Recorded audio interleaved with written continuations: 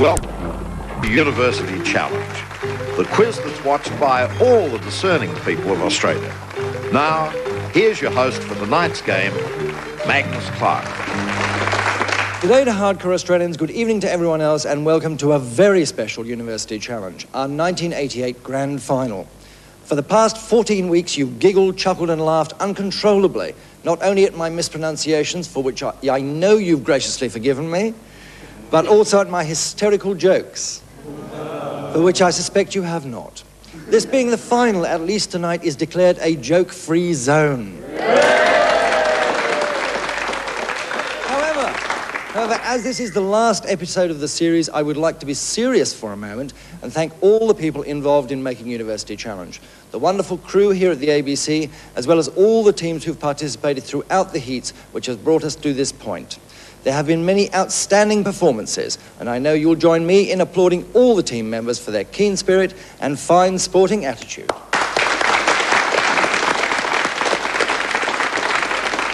And now to the matter in hand. Our two finalists for 1988 are Melbourne and New South Wales, so let's meet them. First for New South Wales. Good evening. I'm Anthony White, studying science. Which really means, I wonder if they can find a question I don't know the answer to.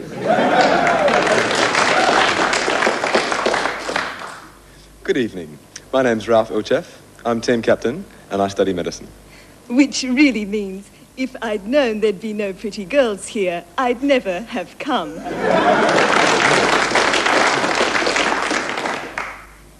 Good evening, my name is Rena Sofronio and I study law. Which really means I'm so glad that more trouble has gone into my hairstyles than into the whole of the series.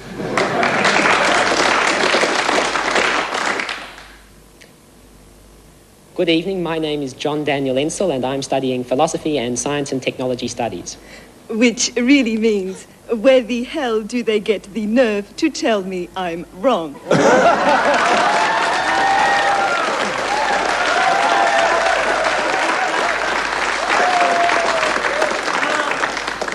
Thank you, New South Wales. That was totally brilliant, if not really excellent. Okay, and from Melbourne University. G'day. G'day. G'day. G'day. We're all hardcore Australians.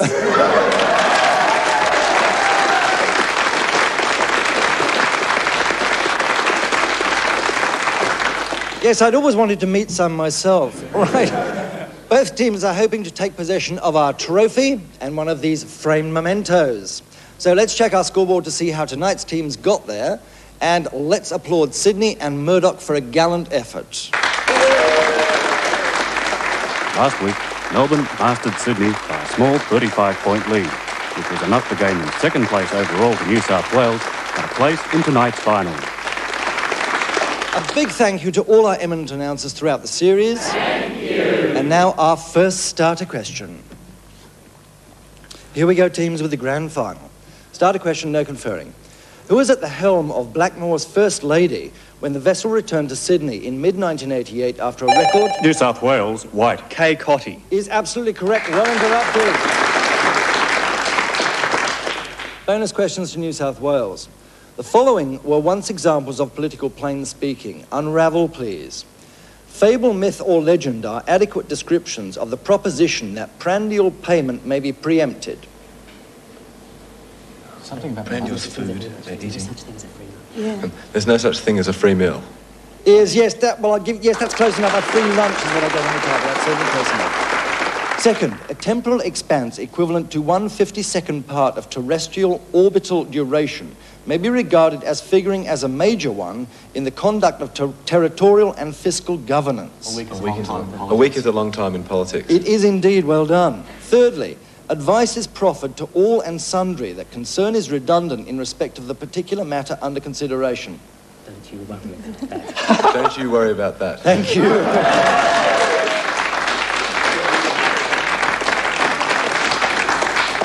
Starter question, teams, no conferring. H1, H2, H3 and H4 were all entered by John Harrison for a prize of £20,000 offered by the British government of the 18th century. H1 was made largely of wood, although brass replaced most of the components in the later models. Captain Cook took a copy. New South Wales, Ilchef. Chronometer? They were all naval chronometers, yes. Very well done, New South Wales. Bonus questions then to New South Wales. According to the nursery rhyme tradition, what did Georgie Porgy do? Kissed the girls and made them cry. Kissed the girls and made them cry. Yes, indeed. Secondly, Jack and Jill weren't too lucky returning down the hill with the bucket. What treatment did Jack receive for his broken crown? It was wrapped in vinegar and brown paper. It was wrapped in vinegar and brown paper. That's absolutely correct. And indeed, have you ever wondered why they went up the hill for water? Thirdly, in the rhyme Pop Goes the Weasel, what does the weasel refer to? All around. That's the way the money goes. Pop goes the weasel. All around the monkeys. Your answer? The way money disappears? No, I'm afraid not. It's rhyming slang for coat, weasel and stoat. All right, let's try a starter question, teams. No conferring.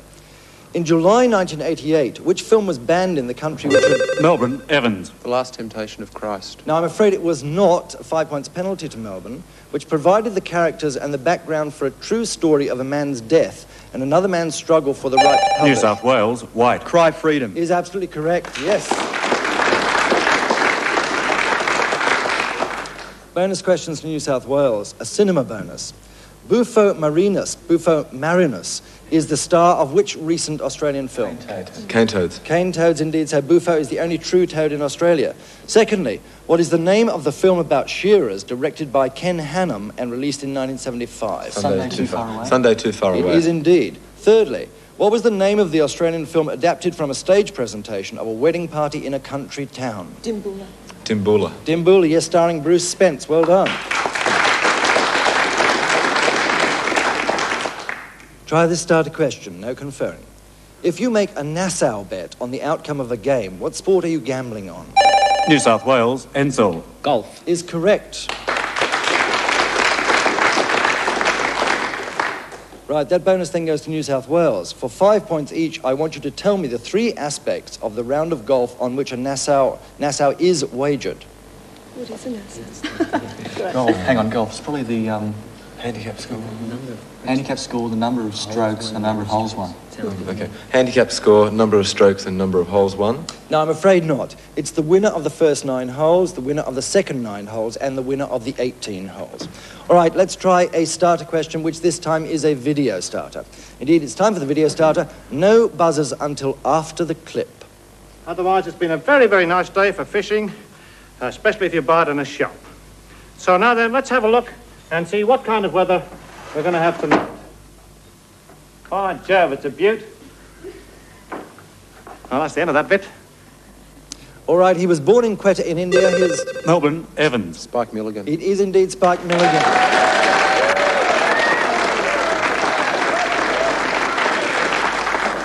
And on that one, really just a question of who can get to their buzzer first.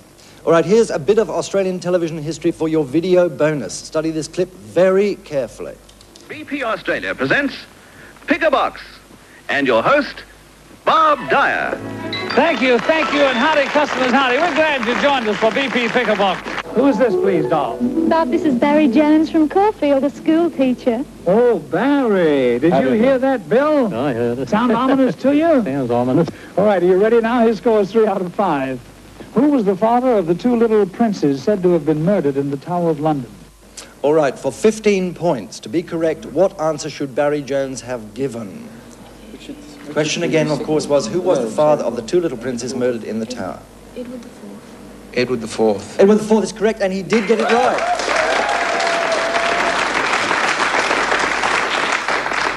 Starter question, no conferring.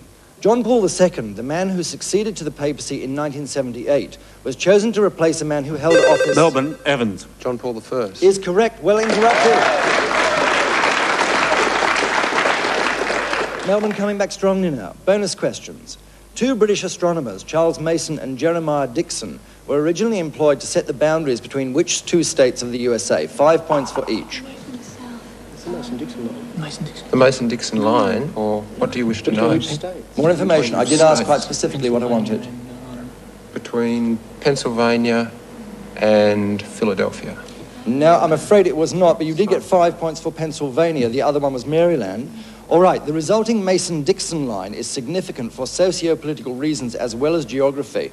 What is this significance? It divides the Union states from the Confederate states. Yes, that's the correct answer there. More precisely, it divided the slave states from the North in the Civil War, but that's quite correct as well. All right, that brings Melbourne to 40, New South Wales to 80. Starter question teams, no conferring. Joel Chandler Harris was born in the south of the USA in 1848.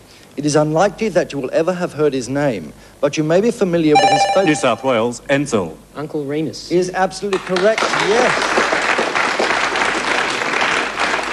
Of course, the characters he created, Brer Rabbit, Brer Fox, Tar Baby. Right, bonus questions then to New South Wales. In law, what is the distinction between assault and battery? Assault is actually threatening, but battery is hitting. Battery involves actual contact. Assault doesn't have to. Yeah. Battery involves actual contact, assault doesn't. Yes, we'll give that to... No, that's close enough. We'll take that. Assault is the immediate threat of violence by word or menace, whereas battery is the physical striking of another. You had the sense of it. Secondly, which scientist was summoned from Italy by Napoleon to demonstrate his newly invented battery that used stacks of copper and zinc discs? Volta. Volta. It was indeed Alexander Volta in 1801. Thirdly, Battery Park is at the southern tip of which island? What was the name of it? Battery Park. Thank you. Probably Manhattan Island. Sydney Harbour, isn't it? There's no Battery Park in Sydney Harbour. Manhattan Island. Manhattan is correct, well done.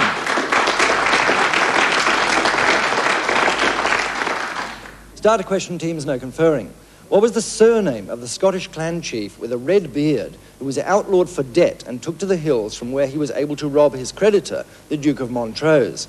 So what... New South Wales, Ensel. McGregor. McGregor is correct. Bonus questions to New South Wales. In which book by Lawrence Sterne do the characters Obadiah and the incompetent Dr. Slop appear? I know the Sentimental Journey. What do they do in Tristram Shandy? Your answer, please. Tristram Shandy. Tristram Shandy is correct, which appeared in 9 volumes, the last in 1767.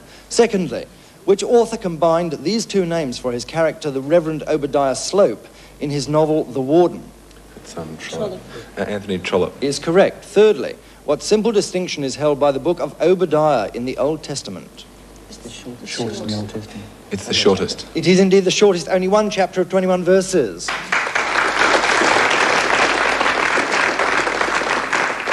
Right, let's try this starter question, which is a music starter. Name this veteran American rocker. Melbourne, Evans. Chuck Berry. Is correct, well interrupted.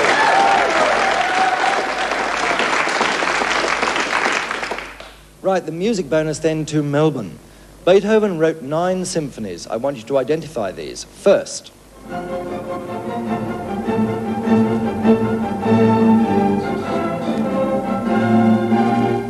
The 6th? Is correct, yes, it's number 6, the Pastoral. And this one.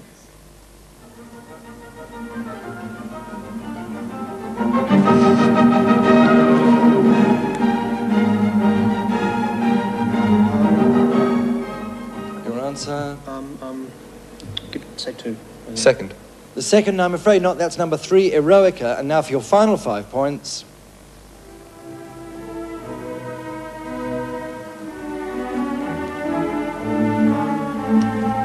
I think it's 7, actually.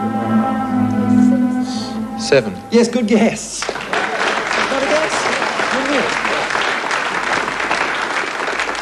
Right, my apologies for accusing you of guessing when you really did know. Starter question teams, no conferring. One name links a Belgian protester against the Spanish policies in the Netherlands in the 16th century, a tragedy about him by Goethe, an overture written by Beethoven for the play, and a volcanic peak in the North Island of New Zealand. New South Wales, Ilchef. Egmont. Egmont is the correct answer. Bonus questions for New South Wales. In the 10th century, Rollo and his son William Longsword were dukes of where? Normandy? Normandy is correct. Secondly, Cayenne is the capital of Normandy's Calvados department. You would certainly be able to drink Calvados there too. From what is Calvados made? Apples. Apples indeed. Thirdly, Which young woman from this region, a supporter of the Girondists during the Reign of Terror, murdered Jean-Paul Marais in 1793? Charlotte Corday. Charlotte Corday, yes, she murdered him in his bath. Thank you. Start a question, no conferring. John Dawkins was prominent in the Hawke Ministry during 1980. New South Wales, white. The Artful Dodger. I'm afraid not. 5-point penalty to you. What, in the Hawke Ministry during 1988, what does he share with the character of the Artful Dodger, the juvenile pickpocket in Charles Dickens' Oliver Twist? Melbourne, start a question, no conferring. Melbourne, Evans. The name? Yes, they have the same name. It's a trick question.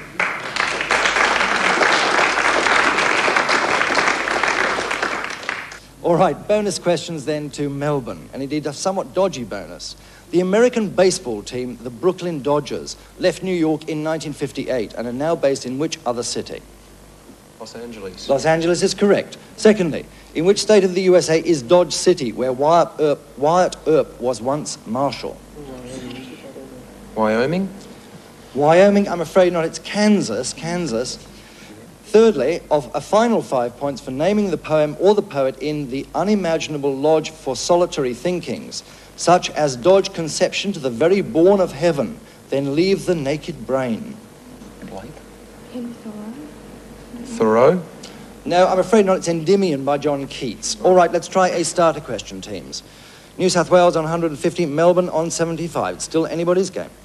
Starter question. Which famous Australian has been known, somewhat unfairly, as the Glorious Iceberg, and more appreciatively, as La Stupenda? Melbourne, Townsend. Dame Joan Sutherland. Is correct, well done.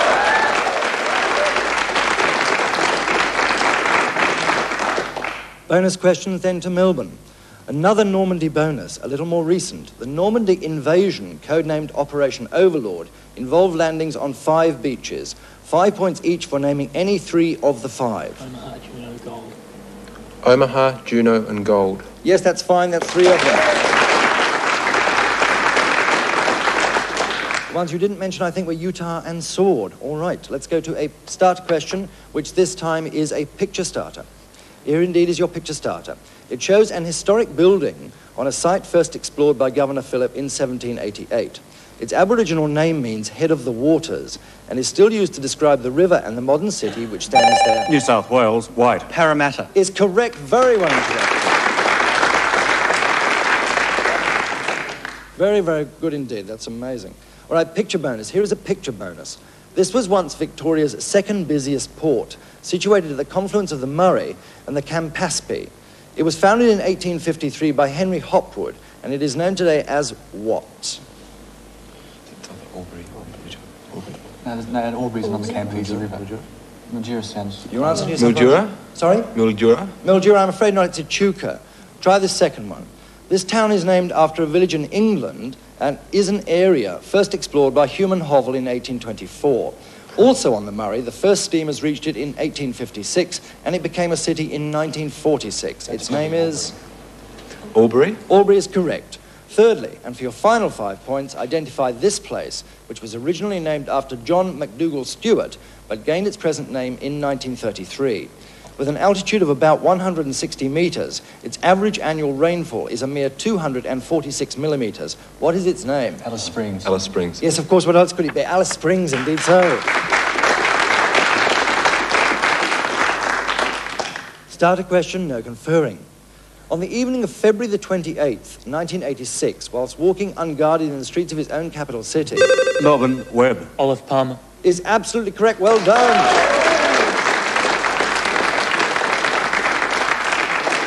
Yes, of course, he was assassinated. Bonus questions then to Melbourne. Only 3 states of the USA begin with the letter C. An all or nothing bonus will earn you 15 points if you can tell me all of them. Connecticut, California and Colorado. Is correct, yes indeed. We would not have let you have North or South Carolina.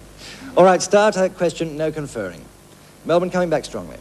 In Australian history, who were the lads and lasses of the currency? Melbourne, Evans. They were people who had been born in Australia. Yes, that's close enough.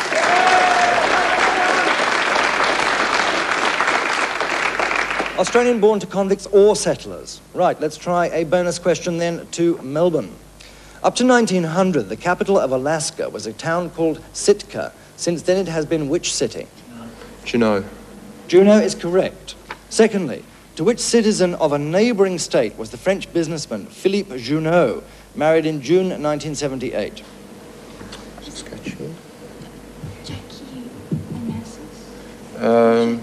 Your answer quickly, please. Margaret Trudeau, was it? No, I'm afraid it was not Margaret Trudeau. It was Princess Caroline of Monaco. All right, thirdly, according to Greek myth, what did the goddess Juno do with the 100 eyes of the giant Argus? Ate them, threw them at someone. She ate them. No, I'm afraid she did not eat them. She set them in the tail of her peacock. Right. Let us try another starter question. New South Wales 170, Melbourne 140. Starter question, no conferring. The last starter was a fast one, which means it was dead easy. So is this one. Buzzers ready?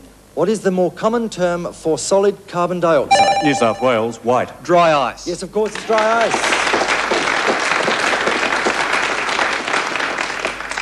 Right, bonus questions then.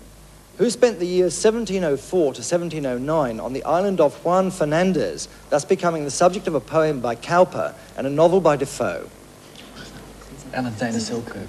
Alexander Selkirk. Alexander Selkirk, indeed. Secondly, which British pop group had a hit with Runaway in 1982, 4 years after their #1 hit, Dreadlock Holiday? Bob Marley. 10cc. 10cc it was. Thirdly, what was the name of the wife of the captain of the Stirling Castle, which was wrecked near Rockhampton in 1836?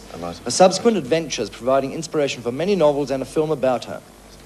Eliza Fraser. Eliza Fraser is absolutely correct. All right, let's go to a music starter. What piece of classical music was this 1970 hit based on? Melbourne, Evans. Air on a G string. No, I'm afraid it wasn't. No penalty to you.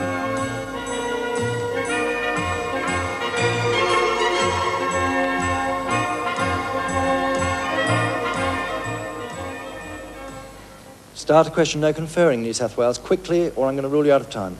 No, I'm sorry, my red light has come on. You are definitely out of time. That was Beethoven's 9th Symphony or Choral Symphony, the Ode to Joy. Let's try another starter question to get us into the music bonus. Which Chinese philosophy with a name that means literally the way? Melbourne, Webb. Taoism. Taoism, yes indeed. Well interrupted. Right, that will finally get us into our music bonus. From which classical pieces of music were these songs derived? I'll accept the piece or the composer first. Hello, mother. Hello, father. Here I am at Camp Granada. Camp is very entertaining.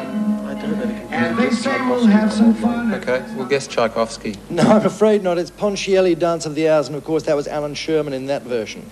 Now this one, I only need the composer here. Bach. Bach is correct. Yes, Cantata Sleepers Awake, used in White a Shade of Pale by Procol Harum. And finally, again, only the composer.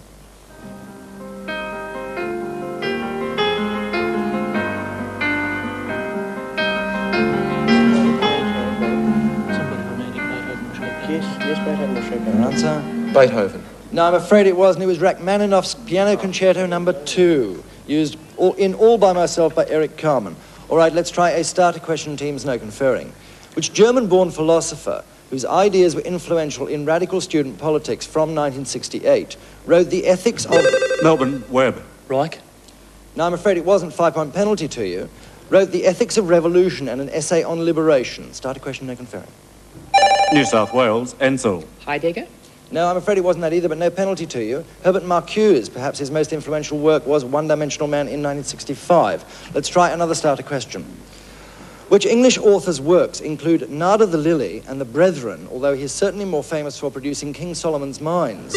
Melbourne, Mitchell. H. Rider Haggard. Indeed so, well done. 5 minutes left in the game. 5 minutes left. Bonus questions to Melbourne. What is the term used in spaceflight technology to describe the time intervals which are maximally favourable for launch or re-entry of space vehicles? Of the windows of some sort. Your answer? Windows. Yes, that window's fine. Yes, also used to describe everything as the Earth's atmosphere. Continuing this bonus window of opportunity, what was the pioneering achievement of astronaut Bruce McCandless in February 1984? He was the first person to take a spacewalk without a line trailing to him. Indeed, so first untethered spacewalk. Thirdly, who commanded Vostok 1 on its flight in April 1961? Yuri Gagarin. Yuri Gagarin is absolutely right. Start a question. Which state of the USA has Harrisburg as its capital? New South Wales, white. Pennsylvania. Pennsylvania is correct, well done. Bonus questions to New South Wales. In which 1977 film scripted by Neil Simon did Richard Dreyfuss win an Oscar for his role as an actor forced to play a camp version of King Richard III? Barefoot in the Park? 2 minutes to go. No, it's not that. It's Richard III. Quickly. California Suite. No, you're out of time anyway. It's The Goodbye Girl. Secondly, Hemingway's novel A Farewell to Arms has its opening scene set in which conflict? The Spanish Civil War. Spanish Civil War? No, it's not. It was the World War I. Thirdly, The Last Wave, an Australian film directed by Peter Weir, starred which American in the leading male role? Richard Chamberlain. Richard Chamberlain is correct. Start a question. What is the unusual forename of Mr. Monk, born in 1920? New South Wales, Ilchef. Thelonious. Thelonious is correct. Bonus questions then from New South Wales. What is the particular requirement of a monk who is an anchorite? Vow of silence. Vow of silence, no, it's not. It was solitude. He lives as a recluse. Secondly, what is the distinctive of monks who live in a cenobium? A cenobium. Can you spell that, please? 1 minute to go. Cenobium. He lives in a cave? No, he doesn't. It's a communal life there. Thirdly, which novel by Umberto Eco tells of a criminal investigation conducted... The Name of the Rose. Name of the Rose is correct. Start the question. What is usually being tested when Xena cards are in use? These cards each bear one of 5 symbols. A cross, a square, a circle. New South Wales, Sophronio. Psychic ability. Yes, ESP. psychic ability, parapsychology. Bonus questions then to New South Wales. Which word now meaning a mark of disgrace is used in the plural for marks resembling the wounds of the crucified Jesus? Stigmata. Stigmata. Stigmata is correct. Stigma. In a flower, what name is given to the female reproductive organ that includes a stigma, a style, and an ovary? Stain? Pistil. No, it is not. It's a carpel. Thirdly, which saint who was said to have the stigmata on his hands and feet died in 1226 and was the subject of a film by Franco Zeffirelli? Francis of Assisi. Francis of Assisi, yes it was. Start a question. There is the gong to end the game, and the winners of the 1988 University Challenge Trophy and New South Wales. Great congratulations, New South Wales. Very, very well done. But also, our great commiserations to Melbourne, the runners-up. Commiserations to Melbourne.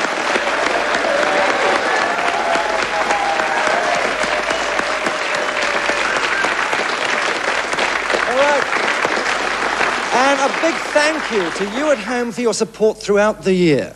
Well, that's it. There's not much left to say, apart from let's hope to see you a little earlier in the year in 1989. And until then, it's goodbye from New South Wales. Goodbye from Melbourne. And it's goodbye from me.